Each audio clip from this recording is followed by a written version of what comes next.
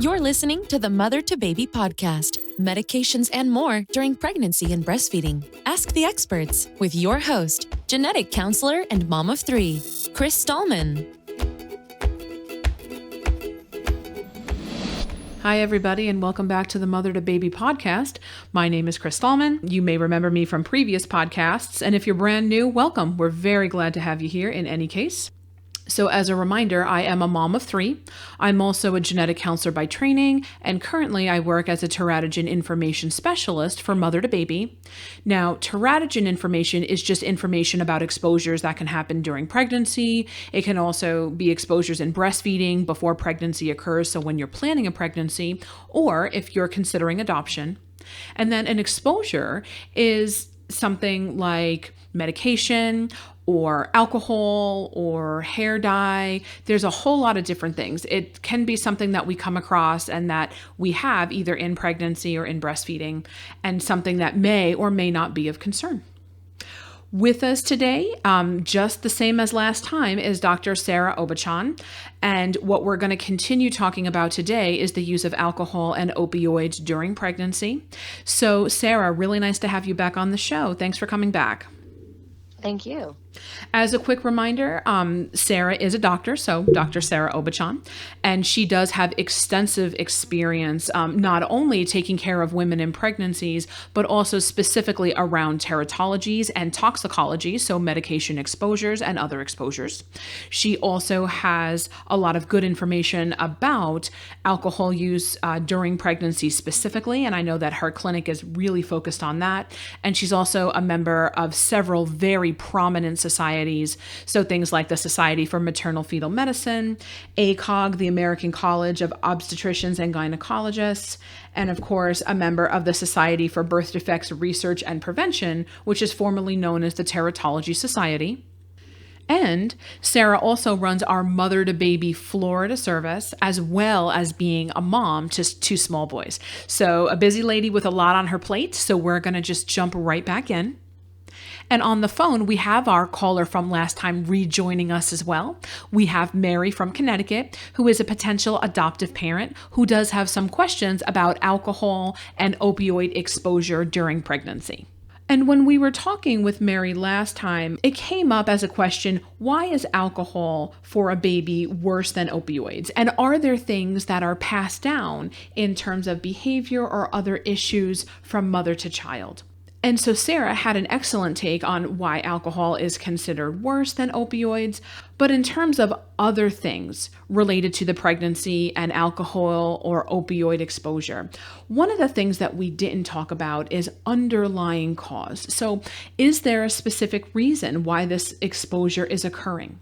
Some things like that, sometimes you have instances where a pregnant woman has a mental health issue that is not well controlled, so they decide to self-medicate.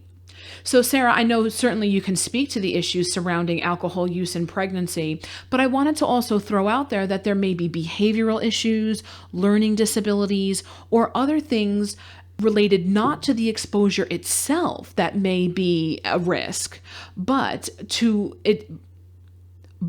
related to the reason that mom has the exposure, like untreated mental illness. So that's kind of what makes this all such a mixed bag. When we evaluate the effects of things, we have to take into consideration not only what has happened during the pregnancy, but also if there are any other conditions. And Sarah, I would love to hear your thoughts on that. Right. So yes, unfortunately, women of childbearing age, so at the time that women have babies, we are at increased risk for mental health disorders, specifically things like depression.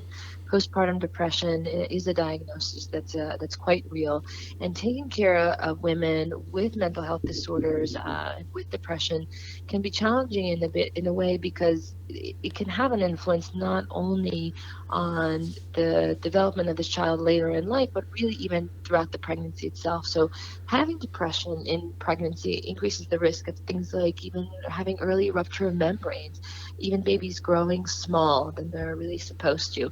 And there's a lot of psychosocial things in pregnancy that it can affect as well. And so that is really important, to be able to identify women who suffer from depression in pregnancy, to be able to not only address their needs, but also address the needs of that particular fetus. women can feel stigmatized with just depression itself, and they sometimes feel the stigma of maybe using alcohol that is socially accepted in our culture, or using medication that nobody knows about is somewhat of a better kind of out than actually just being diagnosed with depression and being stigmatized that way. And that's an unfortunate thing, because we kind of substitute one problem for another, and we're not really addressing the mental health that our patients suffer from in pregnancy. But it is a way for them to use it as a coping mechanism. They're often, because of those things, won't really tell us, or feel shy or uncomfortable to tell us, especially if they don't have a good rapport with us. And building that rapport with patients is one of the most important things we can do. There are also constraints of that, right? We have a time constraint. We're not friends with our patients often enough. And so to really try and build that area of trust is hard because of time, but also incredibly important so that they share those life issues with us. I think that's a great point, and I do want to say that I personally feel that women should be applauded for sharing this information on substances that they're using in general, because it is really hard to say, this is what I'm doing, and asking if there's a risk to their baby, and it's really hard for a lot of people to bring themselves to say. So we, of course, are really happy that providers are able to get this information, but really props to those women who are willing to come in and put it all on the line just to make sure that their baby is getting the best care possible. Yeah, absolutely agree. Yes. So, a side question, and we will get back to Mary in just a second, but I have a question that wasn't 100% clear to me. I was taking some calls for this recently as well. As you know, this is a really common exposure, alcohol use in pregnancy. And I had someone ask, when the baby's born, they only do a blood test for alcohol on the mother. So I know that you can test a baby for drug exposure. So like if you were worried about opioid exposure, you can test the baby after it's born for that. But do you know if they ever do like a blood alcohol test for a baby? Is there a reason to do that? Is that something that varies from place to place or only in special circumstances? If the mother is acutely intoxicated, I mean, that is something that the NICU team and the pediatricians can take care of and look for, but it has to be really an acute intoxication. Things like opioids stay a little bit longer in the blood and into the urine samples, that we can even test those. But unfortunately, there is not a lot that we can do in terms of long-term exposure. So things like urine, may only in urine and only present for a matter of a few days in terms of opioids, and after that, it really goes mostly on the history. So you either have to do the test at the appropriate time, at the right time of the exposure, or really do an incredibly good history. Gotcha. And that makes sense too, because of course, things exit the body, alcohol and opioids and other medications and things can leave the body. So yeah, it sounds like it's a lot about timing. And my guess is that when a woman is in active labor, that's going to be your focus, is to have her have a safe and healthy pregnancy. So I can see why it may not be as easy as we may think as the general population to do that type of testing. Excellent. Okay. Thank you. So sorry to interrupt the podcast, everybody, but it turns out that my little one just sort of toddled into the room. Hi, Arthur. So that's my nearly 2-year-old at this time. He's waving, everybody out there in listener land, just so you guys know. Hi, And Arthur. Dr. Obachan says hi. I'll catch up with you in a little bit, okay? Okay. Okay, and now back to Mary. Mary, go ahead with your question. I mean, like one of the biggest questions that we had, and that's why we went to MotherToBaby, was, is there something that we should be doing for any testing to see if there's something that we can help with a child down the road? That's like one of our questions that we asked, that we know that she was born addicted, and she was weaned properly, and she went through all of those types of steps in the hospital, but with the understanding that she had alcohol exposure as well. What are her risks moving forward, and is there a place that would be good to help us evaluate any of her developmental needs, or any of her psychological needs that she may, or behavioral needs that she may need moving forward, that we know may be as a result of her alcohol exposure and not necessarily the opioids. So is there a place where we can go?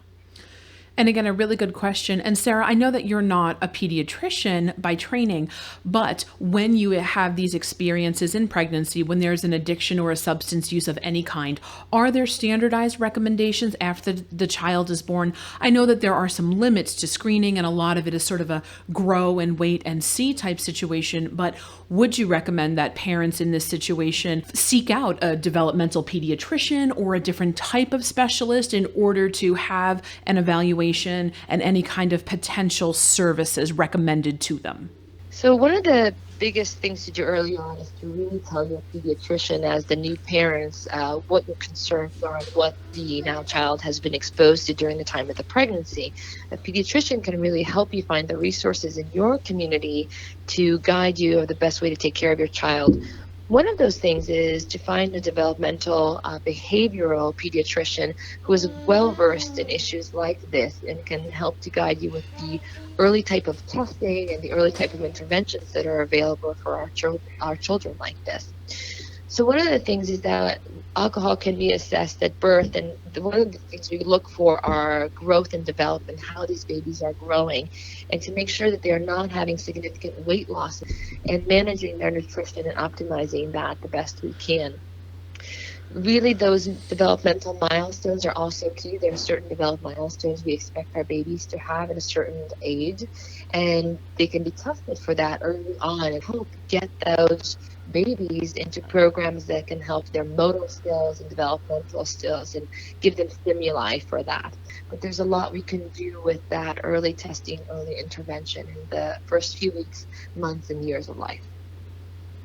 Okay. And if you don't have that opportunity, which may be very difficult in an adoption type situation, depending on, because as Mary had said, they're looking to adopt an 8-year-old. So they're really past that out of the hospital phase. And let's say that, that there is no prior evaluation. So for a child that's a little bit older, when you're not in those first couple of weeks, is that the time when they would seek out like a doctor or a healthcare provider who is part of a facility that monitors these children? I know that you mentioned that your facility in Florida is looking to be that type of center that has these very specialty services available. Is that the type of thing they should seek out even for an initial evaluation, even if they didn't need to continue to be followed by such a highly specialized clinic? Is there a place that they can start?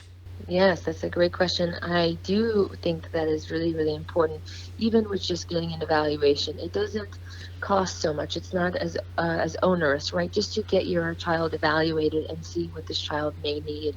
If it doesn't need very much in terms of help in school and the type of learning environment that this child may have to be adapted to, it's great. It's wonderful. But if that child does need more attention in school or with the developmental psychologist, we can get those resources to the family. Having that initial evaluation is a wonderful idea.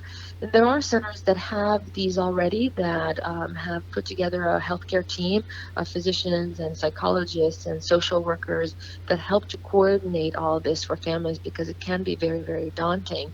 If you don't have it immediately within your vicinity, your pediatrician can help you find it somewhere close where you can have that at least initial evaluation. And I think that's so great, because not every healthcare provider is going to have this specialty. Like, we know not every healthcare provider, thinks about medication or exposures as their specialty. But the best thing that providers can offer is the chance to refer you or give you information to someone else. So if your pediatrician is not someone who does this specifically, then they can very likely give you a recommendation for a center or for a provider that can. And I think that's the most important thing. Just because you're not seeing a specialty pediatrician at this time, it doesn't mean that there are not resources for you out there. You just have to ask and do a little legwork. And I think that's a really good thing to be reminded of. Yes. So Sarah, I know that we answered a lot about alcohol and opioid exposure in pregnancy. Do you have any final thoughts about this topic? I mean, always for my pregnant patients, I always think about this, that a lot happens even before the pregnancy.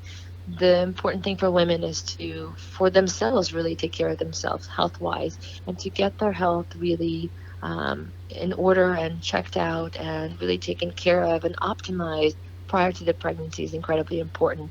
And that also is in accordance with even alcohol exposure and opioid exposure. Getting the help you need prior to desiring a pregnancy is ideal if that's possible. And if not, then really trying to find the help you can, and to be your own advocate of finding the people who will understand you and not judge you and help you throughout your pregnancy is the best thing really you can do for yourself.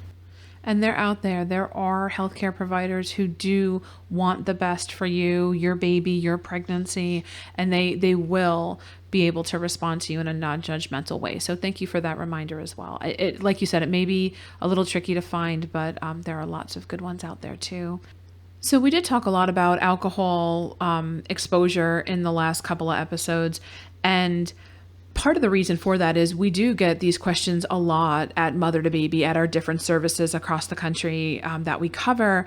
But another reason is because one of our founding members is actually what they call the father of fetal alcohol syndrome. So his name is Dr. Kenneth Lyon Jones, and he was one of the very first people to discover that if a woman uses alcohol during pregnancy, that there can be an identifiable pattern of issues, birth defects, and other things that can happen after that type of exposure in pregnancy. So this is something that MotherToBaby in general has a lot of experience with. A lot of our members have a lot of experience in this topic, and a lot of them are the original researchers for a lot of this information. So being able to give this information to the public is something that MotherToBaby has been doing for decades, and something that we're all very committed to and really proud of how far we've come in terms of the information that we're able to give to patients and providers as well. And so what I want to encourage you to do, anybody who has questions about the use of alcohol during pregnancy or breastfeeding or before pregnancy, anything related to that, we encourage you, please, to bring your questions and concerns to MotherToBaby, because we would love to be able to talk with you more about any questions that you may have. Just as a reminder, we are a nonprofit, so those answers would be provided to you completely free of charge, as always. And for this episode, at least, it's a wrap. So I wanted to thank our guests again very much for being here. Dr. Obachan, Mary, thank you so much for bringing your time and your questions and information to us today. I know that our listeners really do appreciate it. And as always, you can contact MotherToBaby. We are available on the phone, 866-626-6847, again, toll free. You can also get us through texting, 855-999-3525. Standard plan messaging rates may apply. You can also reach us online at MotherToBaby, all one word, .org. And on our website, we have fact sheets. We have a mechanism for you to chat with a specialist if that's what you prefer. But we have a lot of information, again, free to you at your fingertips. So if you have questions or comments about the podcast, we would love to hear them, including if you want to be on the podcast. So feel free to email us at contactus@mothertobaby.org. And again, I'm Chris Stallman. Thank you so much for joining us today. We hope that you're going to join us again in the future for another topic. We also hope that you'll subscribe to our podcast through iTunes or Spotify or however you listen. And remember, MotherToBaby's here for you. Take care. MotherToBaby is a service of the nonprofit organization of Teratology Information Specialists and supported by the Health Resources and Services Administration of the U.S. Department of Health and Human Services. It's made possible through generous donations from listeners like you. To learn more about MotherToBaby, please visit mothertobaby.org.